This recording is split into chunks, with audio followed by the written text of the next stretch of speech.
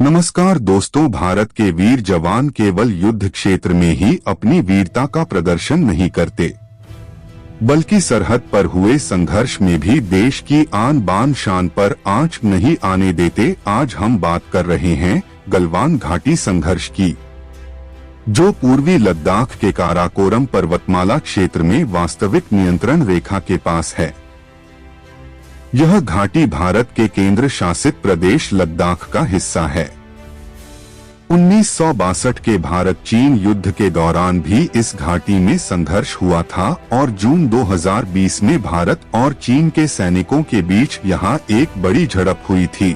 गलवान घाटी में चीन और भारत के सैनिकों में झड़प की वजह पड़ोसी देश की एक ऑब्जर्वेशन पोस्ट थी। चीन ने ठीक LAC पर एक ऑब्जर्वेशन पोस्ट बना ली थी।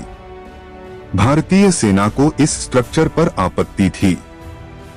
16 बिहार इन्फेंट्री रेजिमेंट के कमांडिंग ऑफिसर कर्नल संतोष बाबू इसे लेकर कई बार चीनी कमांडर को आपत्ति दर्ज करवा चुके थे। एक बार उनके कहने पर चीन ने इस कैंप को हटा भी दिया, लेकिन 14 जून को अचानक फिर से ये कैंप खड़ा कर दिया गया।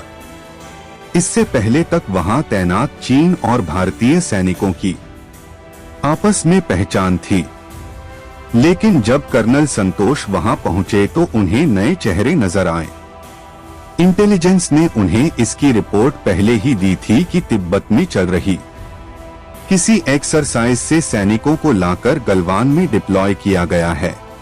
जैसे ही कर्नल संतोष ने सवाल किया, एक चीनी सैनिक ने आकर उन्हें धक्का दिया और गालियां देने लगा। फिर क्या था? 16 बिहार इन्फेंट्री रेजिमेंट के सैनिकों को गुस्सा आ गया और उन्होंने चीन के सैनिकों को पीटना शुरू कर दिया। मुक्केबाजी में दोनों ओर के सैनिक घायल हो गए। गुस्साए भारतीय सैनिकों ने चीन के ऑब्जर्वेशन पोस्ट को तहस नहस कर दिया। इसी बीच कर्नल संतोष ने घायल सैनिकों को वापस पोस्ट पर भेज दिया और वहां से और सैनिकों को बुलवाया। शाम को शुरू हुई लड़ाई आधी रात तक चलती रही और खून खराबे में बदल गई। धीरे धीरे अंधेरा होने लगा था और वहां भारतीय और चीन सैनिकों का जमावड़ा बढ़ता जा रहा था।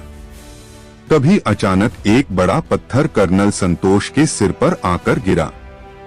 फिर दोनों ओर से पथराव होने लगा और 1 घंटे तक ये खूनी संघर्ष चलता रहा। चीन के 300 सैनिकों के सामने भारतीय सैनिक 30 से 40 ही थे।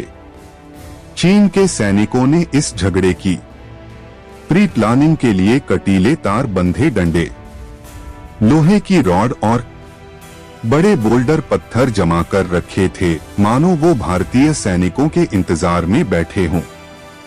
चीन के सैनिक जब इन सब सामान का इस्तेमाल कर भारतीय जवानों पर हमला कर रहे थे, तब तक हर इन्फेंट्री बटालियन में तैनात भारतीय सेना की घातक प्लाटून वहां पहुंच गई। उन सैनिकों ने चीन के सोल्जर्स पर जमकर हमला किया, जिसमें चीन के सैनिकों की गर्दन और रीढ़ की हड्डी तक टूट गई। झगड़ा गलवान घाटी के किनारे खड़ी खाई के ठीक पास चल रहा था।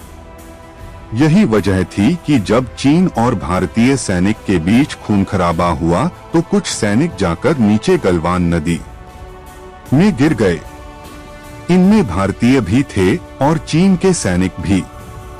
पानी ठंडा होने और नदी में बहाव होने के कारण दोनों ओर के सैनिक शहीद हुए, लेकिन चीनी सैनिक बड़ी संख्या में मारे गए। चीनी सैनिक इतनी बड़ी तैयारी से आने के बाद भी भारतीय सैनिकों द्वारा संघर्ष में धराशायी हो गए। भारत कर्नल संतोष बाबू और भारतीय सैनिकों की शहादत को हमेशा याद रखेगा।